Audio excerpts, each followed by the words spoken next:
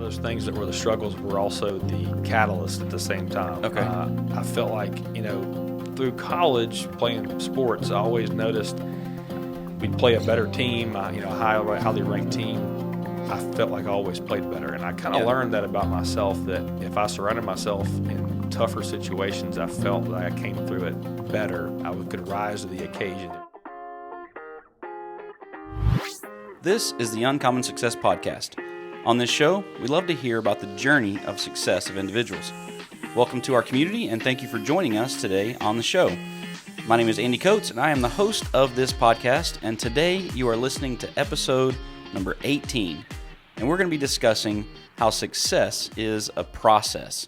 And today we're excited to have in the studio with us Dr. Ben Feibel, and we're glad to have you. Welcome to the show, Doc. I'm glad to be here. It's going to be fun. Yeah, going to be a good time. He did inform me that this is his first podcast he's done. Correct. He's been on the radio, and he informs me he's got a face for radio. Correct. And we're filming today, so he put on his best attire coming out the house, and most of the time Doc's in scrubs. And so in all fairness, most of his closet wardrobe is scrubs. That's true, 100%. I said, hey, man, we're going to need you in some real attire today. He's like, what color scrubs you want? Exactly, yeah. If you are just listening, he wore a nice little shirt today and not in the scrub. So, but glad to have you on the show. Here in a moment, we're going to be just jumping into your story a little bit, hearing about your story, your journey. We're also exploring that topic about how success is a process. Mm-hmm. And so we're excited to hear about his journey. But before we do that, what we like to do on the show is we call a double positive, thinking through two positive things that have happened in your life or your family's life this week, or in your success journey this week. So two positives. We'll go back and forth here. So you can give me one, I'll give you one, and we'll go back and forth to get two of them here. So why don't you kick us off? Something positive that happened this week in your life. There's several things it could be. Number one, I would say it's actually for my wife. She does a embroidery business kind of on the side for fun. Okay. It's growing. She's kind of actually just got her second machine, those kind of things. So her business has continued to grow, and so that's been probably a fun thing that happened this week. Awesome. So that's great. Fun week for us. I'm an author, a children's book author primarily, and my wife, I drug her to a children's book festival this week. So on Saturday, we spent the whole day at the children's book festival and had a great time, sold several books, and got to meet a lot of folks and had a lot of great turnout. So it was a great weekend. That's awesome. That's fun. And then second, just my practice continues to grow. Was able to add an extra day of operating room time this week, which is good to take care of more patients and just be where I love to be, which is in the operating room. Awesome. Yeah. So in doing the part of the job you love to do. Exactly.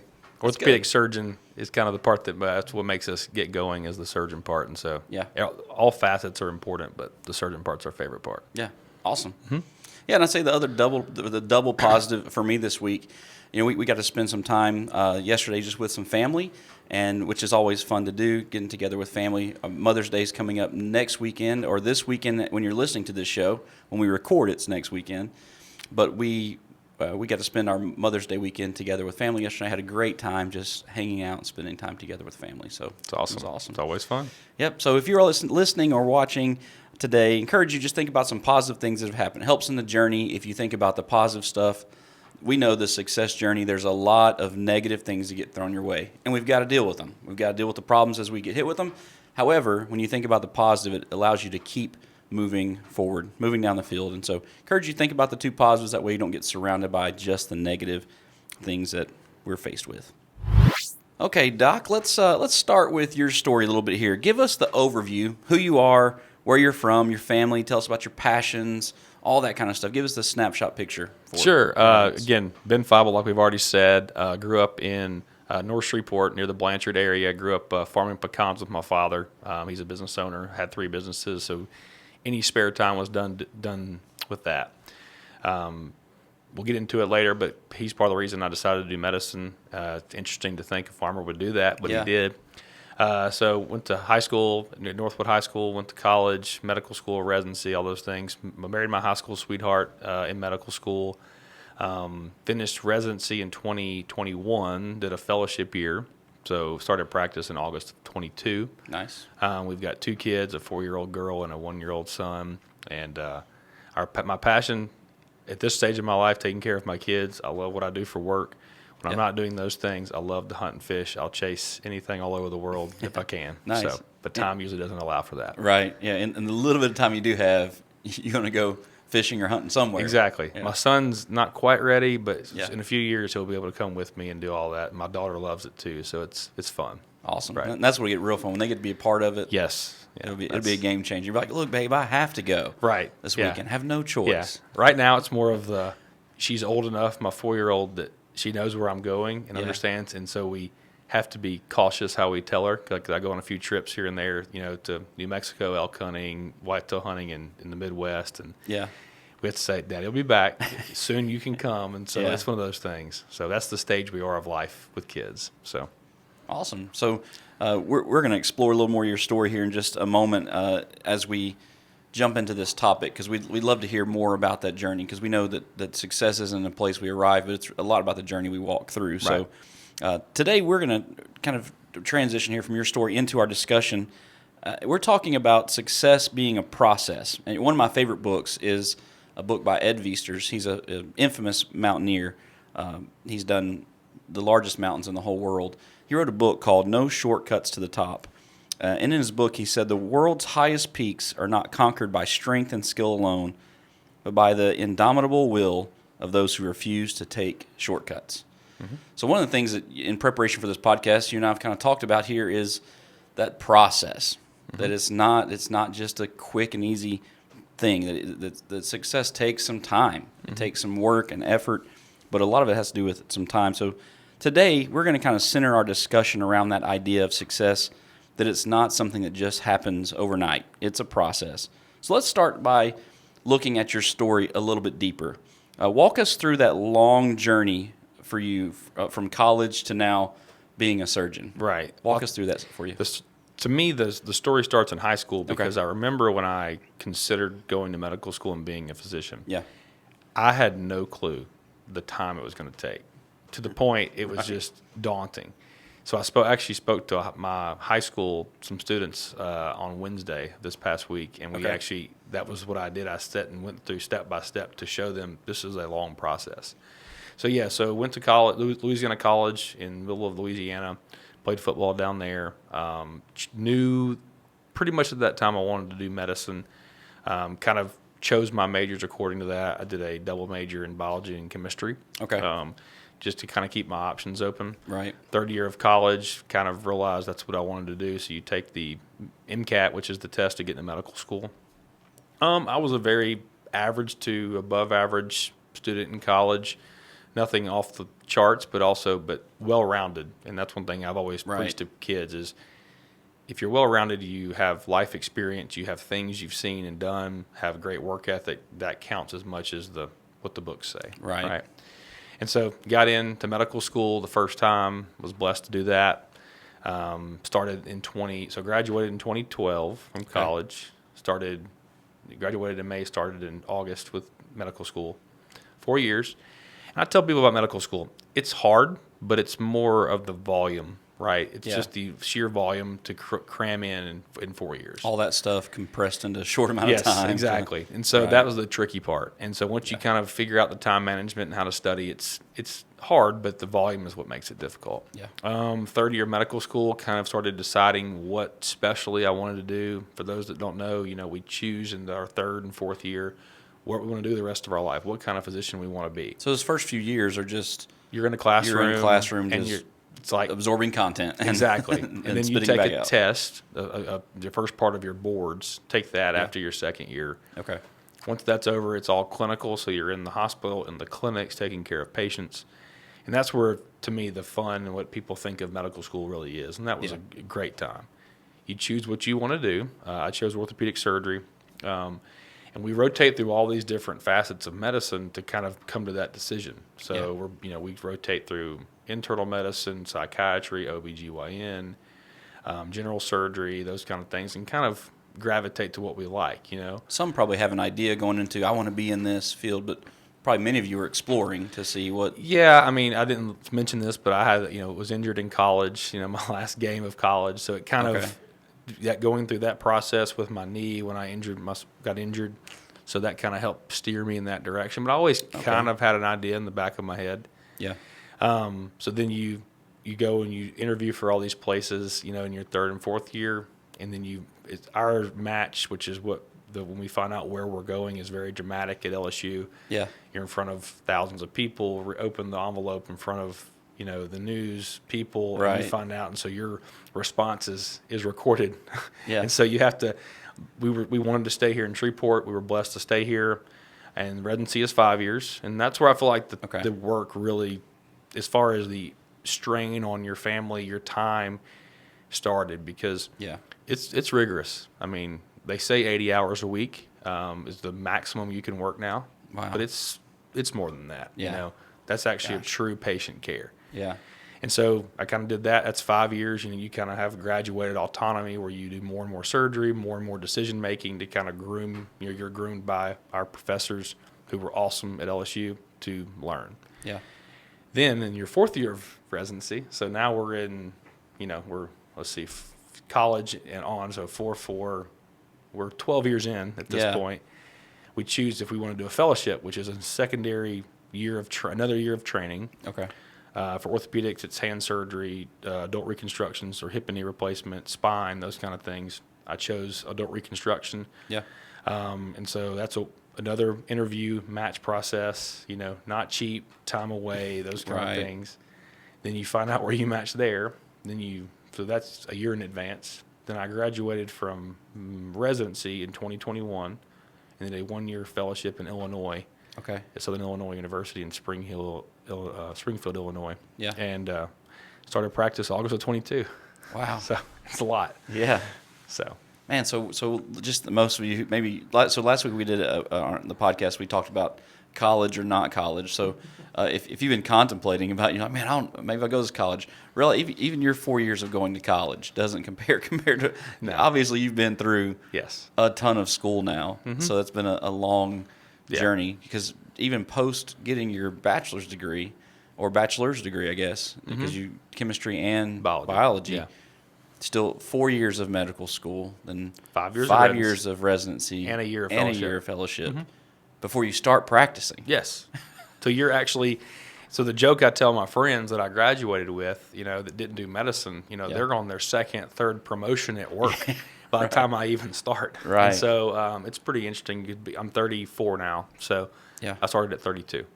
Is when I started my practice. Yeah. So.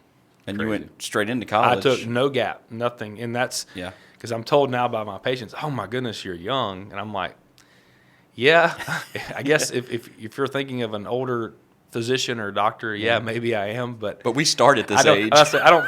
At some point, they were there too, and so Right. I was blessed not to have to take any time, between each transition. So my wife may have lost it if I had to take more time. At what stage were you guys married in that So we process? got married after my second year of medical school. Okay. So 2014. So, and I joked with her. I was about to take my first big board test, so I was able to miss out on all the wedding planning because I was studying for a test. So, like, look, babe, it's going to be worth it one day. Exactly. Just, you plan the wedding, and I'll show up for it. That I'll do my best to do. Yes, I was there for that. Yes, that's good. But here's the reality. Most things we know, even just hearing your journey, is it takes time for it to develop. I wouldn't want a surgeon who's saying, "Hey, man, I had a little bit of science in college, and I won't trust them to operate." So even the process of getting to where you are took a lot of time. Things take time to develop. We struggle with the idea of that delayed gratification. So walk us through how that. You knew the end game of what this looked like, but it probably felt so far away. Right, and it did. And each step, it was a milestone, but the way I'm wired, I knew it was just the next step to get where we were going. Right. And once I kind of honed in on that, like when I realized, okay, this is what's in front of us, and I say us because it was me and my wife on this journey because I needed her for every piece of it. Yeah. But once you kind of honed in, you just like, okay, just what's the next thing? And my wife was actually talking yesterday. We hosted a bunch of the orthopedic residents at our house yesterday and cooked crawfish for them. And she's mentoring some of these wives and saying, when we moved back to Shreveport to start our practice, and I don't want to say our life, but start our, my big boy job or however you want to word it. it was interesting because she said, yeah, you're just so used to what's next, what's coming next. And so she had to kind of step back and realize this is where we've been aiming at, and we're there. And Right. so, and that was a trick because it's tough. And just that determination to say, okay, take it day by day, month by month, those kind of things. And it just worked itself out. Yeah, and you're where a lot of people in their 20s they mess around in the young days of college. You're double majoring. Now you probably still had some fun in college. You got to play some sports and had a good time. But so there's that college early 20s, and then a lot of people jump into a career, or they're still in their 20s and just like, hey, I'm just going to have a good time. Mm-hmm. Meanwhile, you're off getting ready to go to med school. Yeah.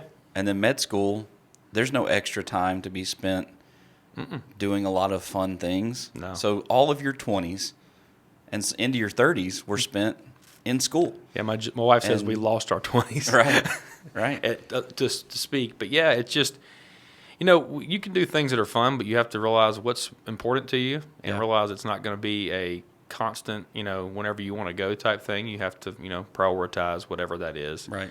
And that's the tricky part, because I do think it's important to enjoy yourself and, whatever hobbies you have, because you can get caught up and get pessimistic and all those things can kind of creep in, which to say it never did or I didn't have moments of that. Yeah, for sure. Of course. But different ways you kind of crawl back and you just keep focused and you keep working. And what's interesting is you can get focused on the end game and think that's where we're there. Yeah. But what I've learned in 18 months in practice, it's not like that. We're there, yeah, but there's still so much more ahead of us that we want to do and improve ourselves and keep growing what we're growing, that it never stops. And I think that's a maturity thing. It got you to the starting line. Yes. And not that's the finish a great way line. to put it, because you think you're at the finish, but you've just now got to the starting line. That's a great way to put it. The good thing is now, because like even we're saying here, that delayed gratification, at least on this side of it, you're like, okay, putting in the time, effort, and hard work, at least now our lives have changed some. Yes. The pay starts to reflect back. Now you got all those years of college you paid for along the way, which we'll jump into some of that here in a second too. But you, at the end of the day, you knew being the surgeon was the goal, and you had your eyes fixed on that. And I've got to delay a little bit of the satisfaction and gratification for now, knowing what my lifestyle could be in the future. Right. So, man, that's hard to do. I imagine when you're in school for that long, you're like, okay, there's got to be a light at the end of this. Yeah, but tunnel. it also keeps you appreciative of what you have and enjoying. My wife was always great at this, of saying, enjoy where we are. Yeah. We can't really change this season. Yeah. So let's just live in that season. It's the best we got, and let's just do it. Yeah, at least you're kind of celebrating like you said, the milestones along the way too. Absolutely. So you finish the undergrad, you finish med school, you finish the residency, and it's only a year for the the fellowship year was fun because we knew we had everything was kind of planned out. We just had to execute the plan. And so that was actually probably the funnest year. We enjoyed living off for a while. So what would you say was probably some of the biggest struggles you guys faced on the path toward becoming the surgeon? So in that journey to get there, what were some of the big struggles you feel like you guys hit along the way? I think, not as far as career-wise, in medical school, and it's changed for the better in the last few years, that test that you would take after your second year, how well you did or didn't do, reflected on the specialty you could do. Okay. So the more competitive the specialty, orthopedic surgery, dermatology, most of the surgical fields, the better you had to do. Okay. So the pressure was there. Yeah. Mine was mediocre. I mean, it was not terrible, but compared to my peers in the country, it was a little bit low. So that was a stress. And the stress of that exam to determine the rest of your life was a struggle. Hinging on one examination. Exactly. Right. And I'm a average to above average test taker at that. I'm not one of those that just knocks everything out of the park. Yeah. So that was a stressor for sure. That has been changed. It's pass fail now, and they use other ways to stratify applicants now. Okay. That was that, and then the big thing for residency was the time away. You just, my wife said I was a ghost of myself at times. Yeah. Because it takes a lot of you. You know, Right. people have their mentality of medicine from TV or whatever, and there's some truth to it, but a lot of it is what it takes from you and the relentlessness of residency. If it's always something, didn't matter Yeah. what time you got home, you had to get up early and go do it again, and you don't know when you're going to come home. Right. And so those kind of things were tricky on the family, you know, because Yeah. we delayed having children because of that reason, because I didn't want to be one of those dads that wasn't around. Right. And so our residency was after our third year, you were home a lot more fourth and fifth year because of the way our call schedule was. Right. And so we chose to have children during that time. Yeah. And so Otherwise, you'd have missed everything. everything. Yeah, because Yeah. you're working and sleeping. Yes. Yes. And saying hi and So bye on the way in and out. even to this day, my daughter goes to bed later because of us teaching her, and I don't want to say training her, but teaching Yeah. her to go to bed later so she could see her dad at night. Right. Like to this day, that's still a thing because Yeah. she's so used to it.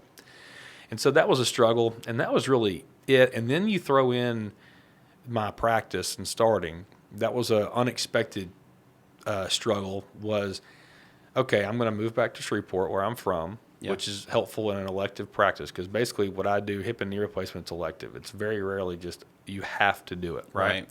So I'm not going to the trauma hospital and people break stuff and just come walking in. Right. For me, it's like, okay, I'm going to set up shop, open my doors, and say, hey, pick me to come do your hip and knee replacement. And Right. that terrified me. Yeah. Like having patients, like having people in my office to take care of has never been a problem. Through residency and fellowship, they were there. Right. They were my patients, but they were my boss's patients. You weren't having to go acquire No, customers. they were there. And so that actually was a struggle and a fear that I had to deal with, and we've been blessed. It's just one of those things. You just go to work and do a good job and take care of people, and it's grown and it's gotten really busy fast Yeah. in a good way.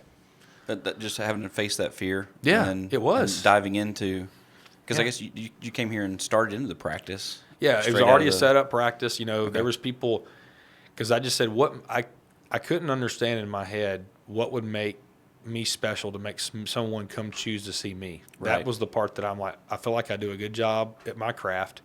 I work hard at it. Right. But at the same time, there's plenty of other great orthopedic surgeons in town. Why me? And so that was Right. the fear. And I had to get over that and realize, you know, there's ways to grow it and do things. And I've gotten good at that. Yeah. And just take good care of people. And Shreveport's not that big, thank goodness. And Right. people talk. So Right. it's been helpful. Word of mouth, good and bad in this area, can spread and quick. it's better than any advertising feel you can spend in this area. Yeah. So for sure. And you know, in our region here in the Shreveport-Bossier area, not a large city, but large enough to have a steady flow of Mm-hmm. customers. But it doesn't take long for people love to talk. And Yes, they so, do. Good and bad, Mm-hmm. they love to chat. So, just that word of mouth referral has Yes. probably been a very beneficial thing for you. Being a hometown person too, Yes. there's at least a little bit of a network that's In this there. area, yeah, you know, I see people that knew someone in my family, my grandfather, my dad, whomever, and that small connection kind of was the catalyst that kind of got us to where we could get them taken care of, and Yeah. you know, it was good. That's good. So talk to us a little about, so along the way, that's some of the struggle stuff that happened, but what were some of the big pivotal moments that you would say where the either the light bulb went off or it was the extra burst of momentum to keep you going? What were some of those pivotal moments? It's interesting the way I'm wired. Some of those things that were the struggles were also the catalyst at the same time. Okay. I felt like, you know, through college playing sports, I always noticed we'd play a better team, you know, a highly ranked team. I felt like I always played better. And I kind of Yeah. learned that about myself, that if I surrounded myself in tougher situations, I felt that I came through it better. Could rise to the occasion if needed. Yeah. So those big struggles actually were also defining moments. And you know, and other things, you know, our process is dramatic in the match and how we do things, and so those were obviously pivotal moments. And then just different times in residency, you know, doing a first surgery you've ever done, you know, by yourself or whatever, however it is. How was that?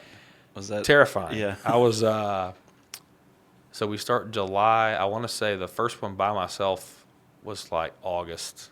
So a month in. Yeah. So, because it's funny, people don't realize this. You go from being a medical student to getting a piece of paper, and then July 1st, when you start residency, you're the guy a they look surgeon. to. It's, Yeah. It's crazy to Wow. think about. I tell people that because July 1st is when that happens every year. So just don't have surgery. Don't get injured. Don't do anything if you can. Yeah. Do surgeries in March Right. and April. Right, if possible. If possible. Right. Yeah. Anyway, and so you have all that, and so it was daunting, and it's that kind of got over that fear, and it became a passion, and because I wanted to be the best surgeon I could be to take care of people, and that was one thing about my training. That at LSU we got phenomenal surgical training. It was hard work, but your hard work was rewarded with excellent care and excellent skills. And so, and they just kind of progressed into that because all of a sudden, August of 22, I'm in the same position doing surgery, and there's no one over my shoulder now. Right. Back There's no then, I grade. had some. There's no. This is just me working in someone. So that was the part to me that was so fun and scary at the same time. Like, man, I've always had someone over my shoulder saying, "Oh yeah, that's not good. Do this, do that." Yeah. They're not there anymore. Wow. So it's daunting, and now it's different things now. But those are probably the big moments, in our family, and then having children and those kind of things kind of motivate you to keep going. Those kind of things. Those would probably be the pivotal moments, I guess you could say. Yeah. So. That's awesome. I love how there's the difficult struggle that if used correctly can be a defining moment to look back on. A lot of times we get those difficult moments, we want to run from them. We run away because we don't want to deal with them. Right. But it seems like those were some of the biggest moments that were life-changing for you along the way. So, last week on the podcast, we did talk about that college versus non-college, and obviously, like we said earlier, you've had a lot of college in your journey, but there's probably still some life lessons that you learned along the way that you didn't learn in school. Absolutely. So let's talk through that. I'm going to throw some topics at you and just get your feedback on some of the lessons you've learned or that you're learning in these areas along the way. So obviously connected to all the school stuff and all the money is in the world. So financial management, let's start there. Yeah. What life lessons have you learned along the way? Investing, saving, spending, any of that world, financial management wise. Sure. First off, I was blessed. I had a scholarship to go to college, undergrad. Yeah. Med school is different. They actually make you sign a form that you will not seek work, like you will not work while you're in medical school. Oh wow. So you can't so if you claim any taxable income, that's the grounds for suspension and usually expulsion because they don't want you to do that. They want you your focused. full attention on. Yeah. But it also goes back to the student, the loans, because you're basically assuming that you're going to take this to help yourself live while, at the same time. So there's no time to work. I was married halfway through medical school. Yeah. Didn't have a lot of money. So you learn to be very thankful for what you have and be when you view it as not your money because it's a loan, which I'll tell everybody for me was about $250,000. Yeah. And if you were to ask doctors all over the country, that's pretty low. Right. Sadly. I've heard some numbers in the millions even of some folks that are spending on. If they had to pay, take out money for undergrad, postgraduate work plus medical school, it can get expensive. Yeah. So we learned, you learn to be thrifty there. There's really not much time for saving there. It's just kind of try to not spend what you have. Right. And then you get through there and, it's gotten up. So once you get in residency, it's gone up some, but it's around 50 to 60,000 gross is what you make in residency, which is way more than you were making before. Right. But it's also, I think, for me, it taught us to be thrifty. Saving was difficult. And so for us, we bought a home because we were pretty sure we were going to be there for 5 years for sure. Yeah. And then we probably were coming back. And so we weren't sure what that looked like, but in Shreveport, we chose to buy. We talked about that before. Yeah. Which worked out great. Kind of taught you because sadly, unless you get it from somewhere else, they don't teach you any of this money management through college and medical school. Right. Zero. Which is daunting because there's a lot of physicians that make plenty of money that live paycheck to paycheck because of how they've structured their life. Right. And so we set good, goals. We set, good habits, I guess you could say, for saving and not overspending and living within a budget, those kind of things. Yeah. Again, my dad, he's a small business owner. My mom works with him as well. Yeah. So I learned a lot about in a small business, how to save, how to not overspend, those kind of things. So that was very helpful. They were really good about using, earning my own money, spending it, and how to do that. And then all those things combined, you throw in when you get into practice, when you're making the money people talk about for Right. this, the habits are in place to where you can, live within your means. I was blessed to have some really good faculty in residency that gave me great advice on finances, and not, just come out, blowing and going, for lack of a better word, spending Right. money, because it can be. But there's a thing called taxes that kind of comes into play Right. when you start earning more money. Yeah. That's not taught either. Right. And so, kind of to take it, go slow as you can. Try to see where you're going to be financially. And that's what we did. We've got a lot of different things we do savings wise. I have a financial advisor. We with insurance and mutual fund stuff, whatever. We can talk as much or little you want to about that. Yeah. So. What about let's shift a little bit off of it there. What about with time management? What's some lessons you've learned in the time management piece? Because obviously you didn't have a whole lot of that time. So what'd you learn through the process there? So first off, saying no to things is important. Yeah. I'm wired to be a yes person. We can figure it out. We'll make it work. As I've matured and gotten a little bit older, I've learned maybe it's okay to say no to things. Yeah. As far as time management, understanding how you learn, how you need to function to do things, and understanding what's going to keep you up at night. Me is having things unfinished. So in practice now, I don't go to bed unless my charts are finished, everything's done. Yeah. That day, that case is closed by the time I'm done for the day. Right. Because of that, it makes me be efficient. So, spending time at lunch usually is spent doing work a lot of times. You miss a few things here and there, but because if you can find a way to have a system in place, whether it's, clinic, operating room, whatever, you have time for your family and take care of them, because at the end of the day, this is a job, and Right. it's not your number one priority. It's taking care of your family. Yeah. So It makes that quality of time a whole lot stronger Right. when you're home, because I you're not have- thinking about everything. I have friends or partners who say, "Oh, I'll do my charts at home." Well, Yeah. they're physically in their home, but they're on that computer saying, "Hey, I'm trying to dictate, and kids can't talk to you and whatever." And Right. so that's not for me. Yeah. So That's good. What about with the healthcare system? Let's talk about that for a second. What have you learned, lessons you've learned along the way about the healthcare system, walking through it in the school side, but now you being part of it? What have you learned? Well, so I had a mentor by the name of Brad Chauvin, who was one of our traumatologists, who taught me about healthcare, because they don't teach us how to bill for what we do in residency. You learn all this surgical technique, all this, anatomy, physiology, but you're not dedicated to be taught. It's not taught you how to actually turn that into money. Yeah. And so I was Right. blessed to have a mentor who's a great friend who taught me how to do that while I was in residency. So that was the first facet. Because what was the question exactly? Yeah, just what have you learned about the healthcare system? Oh, yeah, as a healthcare. whole? Anyway, Yeah.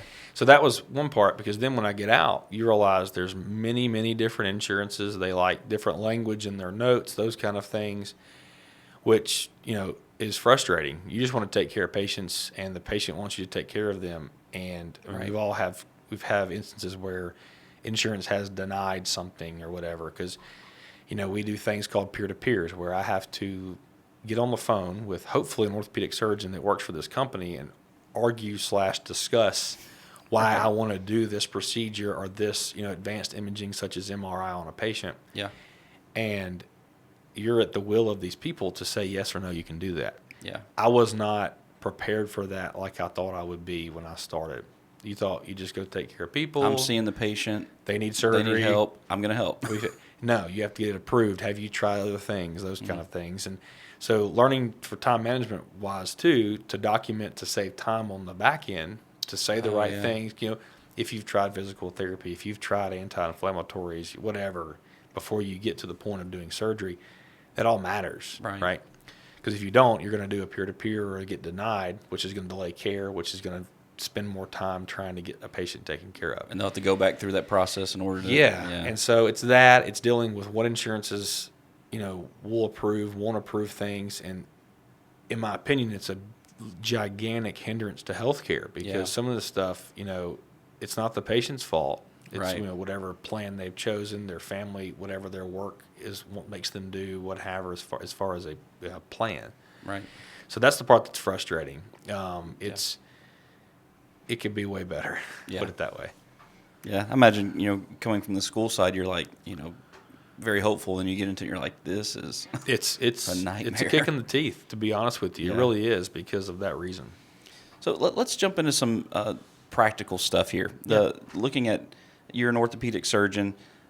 You guys in your practice I know one of your partners, and you guys were some of the best in town. So let's talk about just some practical advice, if you will. But first, tell us what sets you guys apart, just as a practice. We have a multi-specialty group at Highland Clinic. So what that means is there's many specialties all linked together in one group. There's 52 of us total. Okay. Orthopedics, ENT, and so what that does is you have a ability to be seen basically for everything within that group. Yeah. That gives us power with insurance companies because that matters for the patient on the back end. Right. I just feel like we have a collegial group of orthopedists in our group. We're all friends, which means we have no problem financially giving you to somebody else. If I feel someone can take better care of you for whatever problem you have, Yeah. I'm sending them to you. Right. And I've let my own partners operate on my own family, those kind of things. Right. Because of that, I think that allows us to take the best care we can and get people where they need to go to get them back doing what they want to do. Yeah, and they probably do likewise to you. Exactly. Like It's a self-feeding system, but at the Yeah. same time, patient care is the best it could be because the right people are doing the right procedures. Yeah, that's So, awesome. Yeah.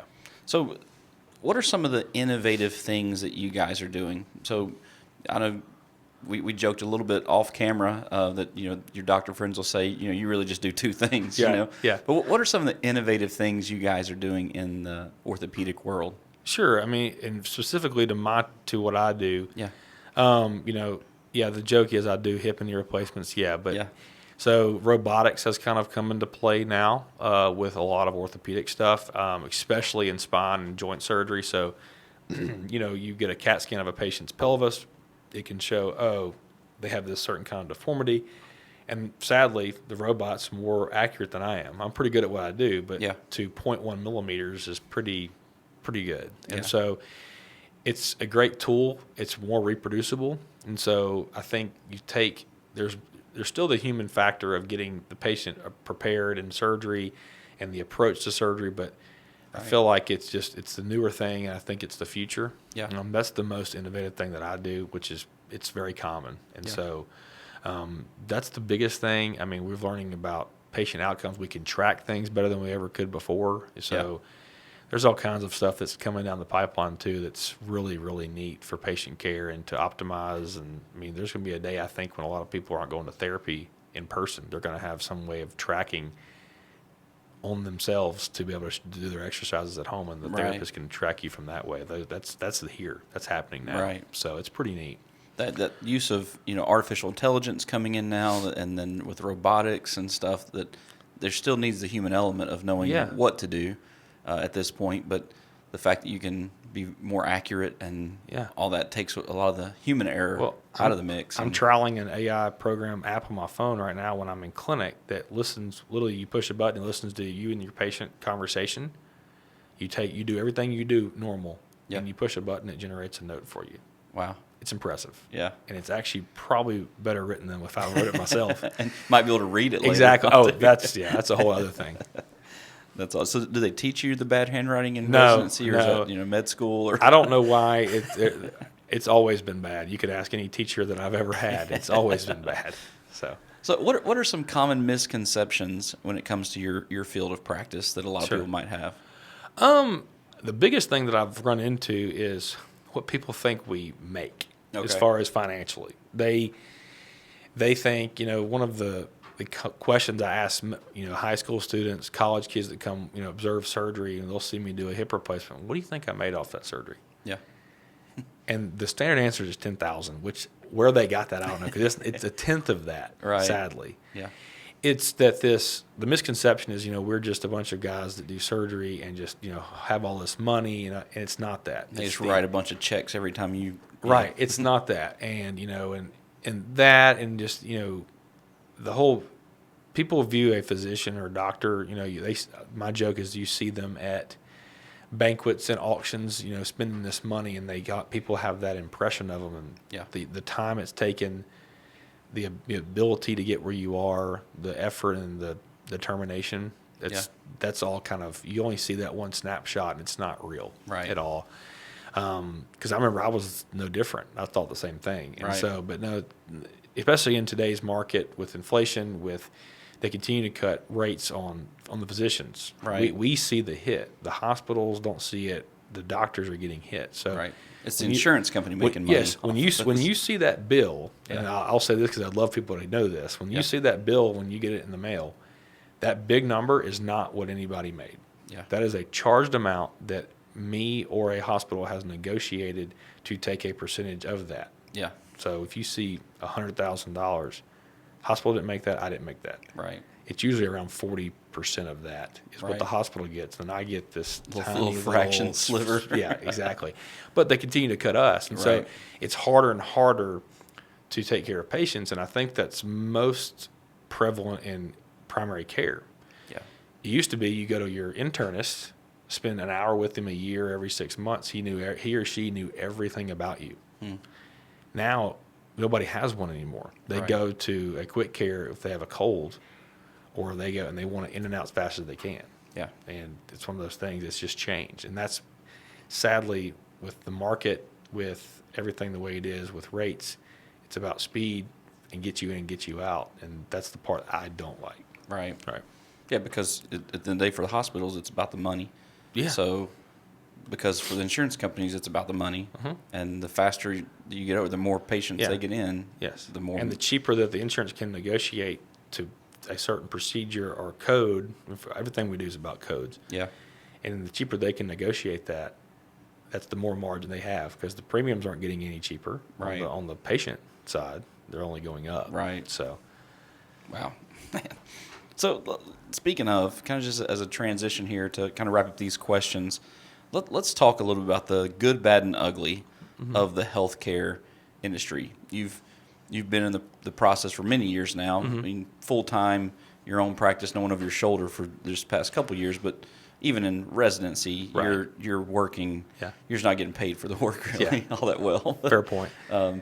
But you've been in it for a while. So let's talk about good, bad, ugly. Let's start when you think about the ugly of the healthcare industry. What comes to mind for you there? The ugly, mostly the example I would give is the easiest way to describe it. It's my own mother-in-law. Yeah. And the insurance she had broke her hip. She got fixed. I didn't know where that was going at first. You said the ugly of healthcare. No. You know, I love my mother-in-law.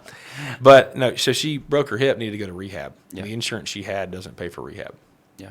And I argued on the phone, one of these conversations, with a doctor, and his answer was, I said, well, if this was your own mother or mother-in-law, what would you want? Well, I'd want her to go to rehab. I said, okay, this is easy.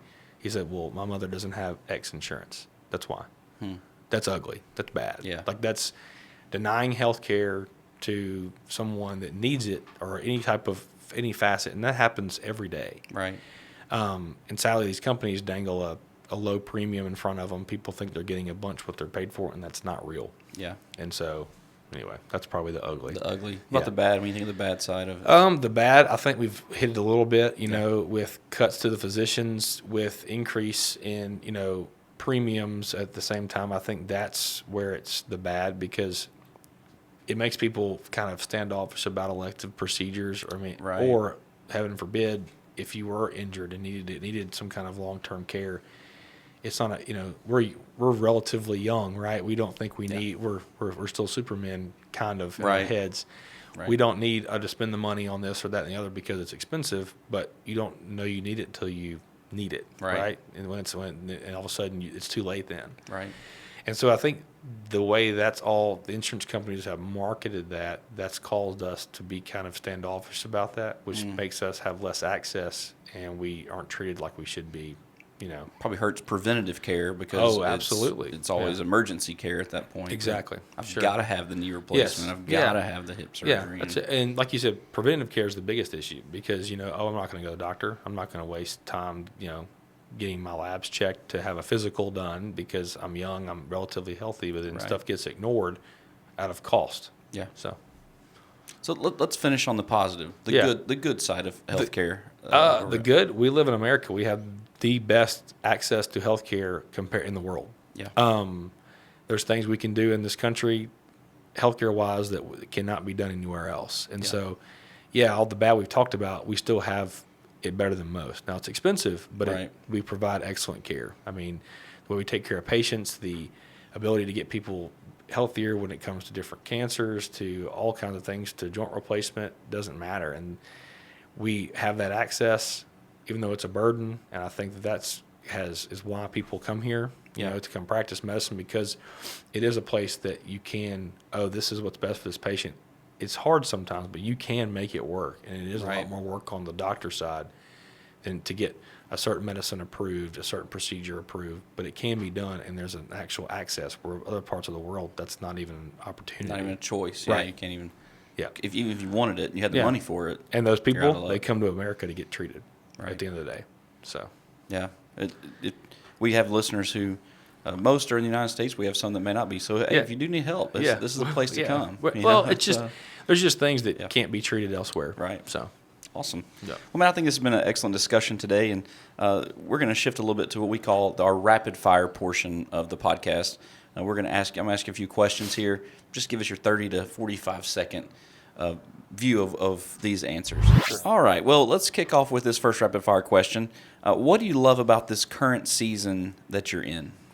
That we've got a team in place at my work where we're efficient, take care of people, and I can get home and hang out with my wife and my kids. Yeah. We love going on walks, hanging out. I think that's the current part of where we are from where we've been that makes me appreciate today where we are. That's good. What's something that you know now that you wish you knew when you were younger? That I would be dealing with insurance companies every day with my work. I thought it was just going to be go to work and take care of them. That's one. That's probably the biggest one. I was very surprised by that. Yeah. So, and then it's worth it. I wish I knew. It's all the time. You tell yourself it's all going to be fine. You knew that in theory back then. At least you told yourself that, but it didn't. Yeah, it's just when you see it for yourself, it's pretty cool. That's awesome. Who invested in you the most over the years? My parents, for sure. I had a great mentor. His name's Dr. Frank Hughes, a pediatrician who basically is the reason I'm a doctor. Yeah. He was. I didn't really know how or what at a young age, but I just wanted to be him. Yeah. For his patients and his families that he took care of. He has, and then the faculty at LSU, Brad Chauvin, Shane Barton, Patrick Massey, those guys were awesome. So. You mentioned earlier about your dad, being a farmer and how that played into. Oh yeah. I didn't tell that story. So he owns a construction business, aluminum walkway covers, installing those, manufacturing those, and we have the pecan farming. Yeah. So it was hot summer. I'm on top of this roof. It's 100 degrees. The aluminum is shiny, so it's reflecting right back in your face.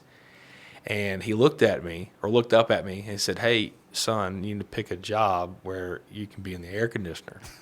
And I was like, "That's about right." Yeah. Well, then, 6 months later, it's wintertime. We're trying to harvest pecans. It's wet, whatever. And I get a tractor and a harvester stuck. And he comes up to me and he's like, "Well, son, you need to find you a job where you don't have to rely on the weather."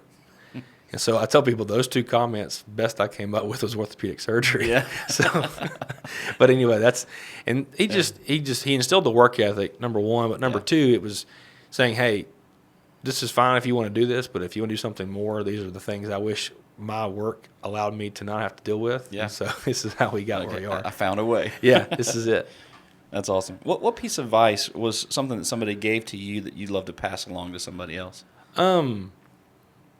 If you're in healthcare for the money, if that's your drive, you're in the wrong field. Do it because you love what you're doing. Do it because you enjoy taking care of patients, and find something that makes you love getting up every day and go to work. That was some good advice I got, because there's people that that ask me that question often about when it comes to financials and money and stuff. If you're in it for that, you're in it for the wrong reasons, because it's a long road, as we've discussed. Right. And it's not what you think it is when you get out. It's Yeah. not just, you're not swimming in it. It's work. And Right. so, and I think if you get it in for that wrong of a reason, you're in a bind. So That's good. That's good advice across the board. If you Yes. don't love it, no, because if you don't love it, there's days it's hard. It's hard to get up out of bed and go do this, yeah, knowing you got a long way to go and not much for it. right. All right, final question here. What's next for Dr. Ben Feibel? What's next? Who knows? I mean, so I'm very early in my career. I have a bad habit of trying to make places that I go and do better, in my opinion. Yeah, So I go to the VA twice a month to work, take care of our veterans, and trying to make that system better. It's a hard pull to do, yeah, but we're working on it. We've opened an orthopedic urgent care, so after hours, you get hurt, you're running, doing some of the fun stuff you do, yeah. and you twist your ankle, and you text me, I'm like, hey man, it's 6 o'clock, clinic's closed, but I've got a place down the road. It's called Rapid Orthopedic Care. Okay. And basically, you can go there, you can bypass the ER. It's the same as a clinic, so it saves you money. You go there, they have X-ray, orthopedic trained people to take care of you. And so it's been open about a year and a half now. It's pretty cool. It's doing very well. Is that 24 hours? Or? No, it's roughly 7 to 7, 8 Okay. to 7. So, the money time when people get injured, Right. We're going to continue to try to extend hours, those kind of things. But yeah, it's pretty neat.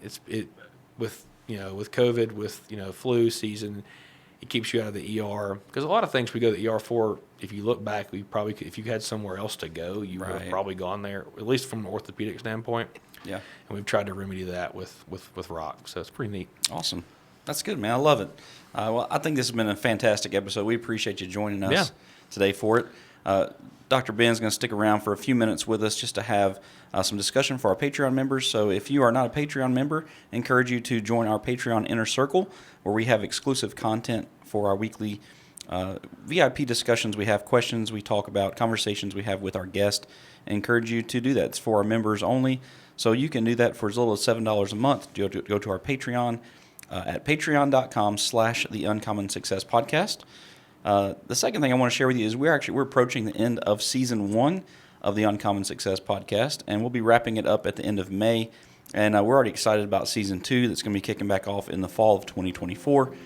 But as we're wrapping up, I encourage you to catch up on previous episodes if you haven't had a chance to listen to them, so you can not miss these next few episodes that we will have as we wrap it up for season 1. We appreciate you listening and watching, and however you participate with us on the podcast, we appreciate you as our community. We value you guys, and the content that we offer has been beneficial to us, but I know from hearing stories it's been beneficial to many of you as well.